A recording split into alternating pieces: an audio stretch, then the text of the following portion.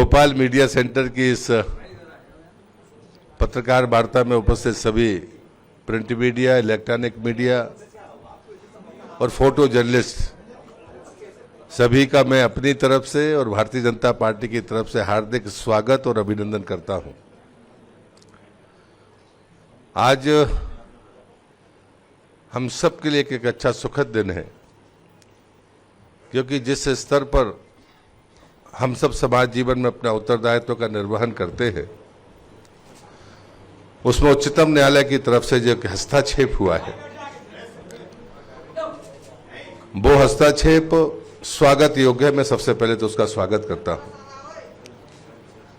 कि चुनावी राजनीति में जिस प्रकार से सरकारी धन के बारे में दुरुपयोग की चर्चाएं होती हैं, उस पर एक विमर्श होना चाहिए। और मैं इस बात से भी खुश हूं कि लोकतंत्र का वो चौथा स्तंभ जो से हम न्यायपालिका कहते हैं, अगर वो इस संवाद को शुरू करती है तो आने वाले समय में भारत की अर्थव्यवस्था, उसकी प्रगति की गति और भी बेहतर होगी और हम अपने आने वाली पीढ़ी को और सुंदर भविष्य देने में सफल होंगे।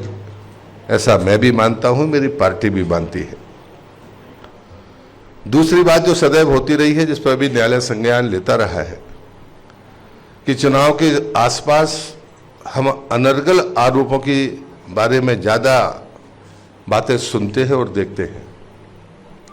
ये प्रामाणिकता का खत्म होना आने वाली पीढ़ी के भरोसे को खत्म करेगा।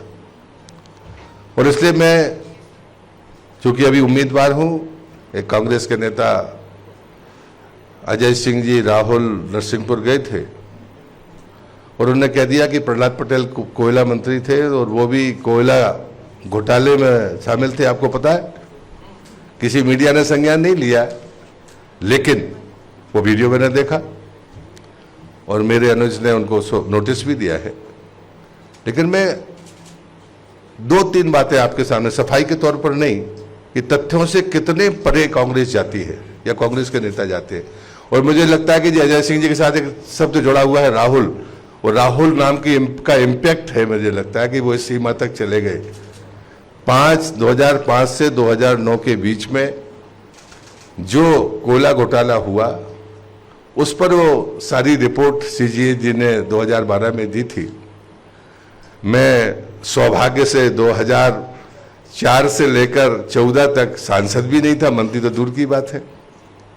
मतलब ऐसी अनर्गल बातें जो तथ्य से इतने परे हों, अगर मैं शायद सांसद भी होता तो भी बात अलग है। और इसलिए, और दूसरी बात यह है, मैं नैतिक मूल्यों के समर्थन का सिर्फ बातों की जमा खर्च में समर्थन नहीं करता।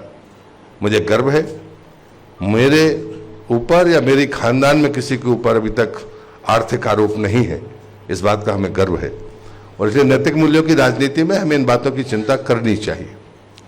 और इसलिए मैं उच्चतम न्यायालय के इस फैसले का अभिनंदन करते हुए और मैं अपनी सरकार को बधाई देते हुए अपनी बात को समाप्त करूंगा, क्योंकि हमने जो भी योजनाएं चलाई हैं, वो योजनाएं हमारे विचार पर आधारित है। उसके पीछे जो इम्पैक्ट होता है, उसका असेसमेंट कराने वाले हम लोग हैं, थर्ड पार्टी असेसमेंट कराने वाले हम लोग हैं। और ऐसे में सैकड़ों उदाहरण आपके सामने रख सकता हूं। और इसलिए मैं उच्चतम न्यायालय के इस फैसले का हृदय से स्वागत करता हूं। अगर कोई बात आप प्रश्न पूछेंगे तो मैं निश्चित रूप से जवाब दूंगा।